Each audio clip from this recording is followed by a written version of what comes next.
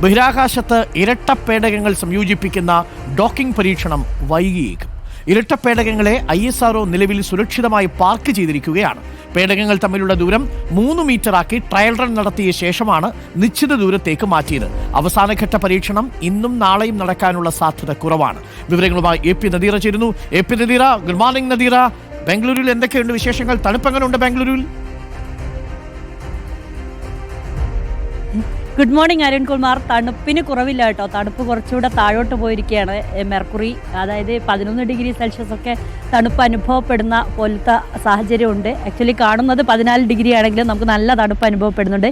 ഞാൻ നേരത്തെ പറഞ്ഞിരുന്നു ശൈത്യ തരംഗ മുന്നറിയിപ്പ് ഉണ്ടായിരുന്നു, അതുകൊണ്ടാണ് ഇങ്ങനെ ഒരു ശൈത്യം അനുഭവപ്പെടുന്നത്. വലിയ കുഴപ്പങ്ങളില്ല.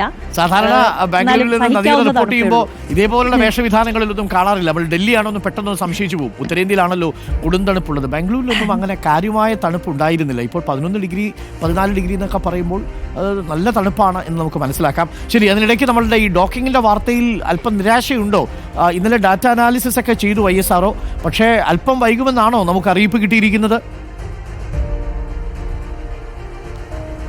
ഇത് വൈകിക്കുന്നതാണ് ISROയ്ക്ക് നല്ലത്. കാരണം കൂടുതൽ കരുതലോടെ വേണം മുന്നോട്ട് പോകാൻ. ഇനി നമുക്ക് ബഹിരാകാശത്ത് വേറൊരു അവസരമില്ല. ഈ 3ാം ഘട്ടം എന്ന് പറയുന്നത് കരുതലോടെ ചെയ്തില്ലെങ്കിൽ ഈ പേടകങ്ങൾക്കകത്ത് ഇന്ധനം കുറവാണ്. അതാണ് വലിയൊരു പ്രശ്നം. അതുകൊണ്ട് പെട്ടെന്ന് 3ാം ഘട്ടം നടത്തിയാൽ ISROയെ സംബന്ധിച്ചിടത്തോളം അത് പരാജയമായി കഴിഞ്ഞാൽ പിന്നീട് ഒരു അവസരം നമ്മൾ ഭൂമിയിൽ നിന്ന് വീണ്ടും പേടകങ്ങൾ വിക്ഷേപിച്ച് തന്നെ നടത്തേണ്ടി വരും. അതറിയാമല്ലോ. അതുകൊണ്ട് തന്നെ ISRO കുറച്ചുകൂടെ കരുതലോടെ മുന്നോട്ട് പോകുന്നു എന്ന് വേണം നമുക്ക് കരുതാനായിട്ട്. ഇന്നലെ 6 മണിക്കായിരുന്നു, അതായത് രാവിലെ നേരത്തോട് നേരമായി 24 മണിക്കൂർ മുൻപായിരുന്നു ഒരു അപ്ഡേറ്റ് ISROയിൽ നിന്നുണ്ടായത്. അപ്പോൾ ISRO പറഞ്ഞത് പേടകങ്ങളെ സുരക്ഷിതമായി ഞങ്ങൾ പാർക്ക് ചെയ്തിരിക്കുകയാണ്. ഒരു ട്രയൽ റൺ നടത്തുകയും 3 മീറ്റർ അകലത്തിൽ പേടകങ്ങളെ എത്തിക്കുകയും ചെയ്തു. അത് വിജയകരമായിരുന്നു.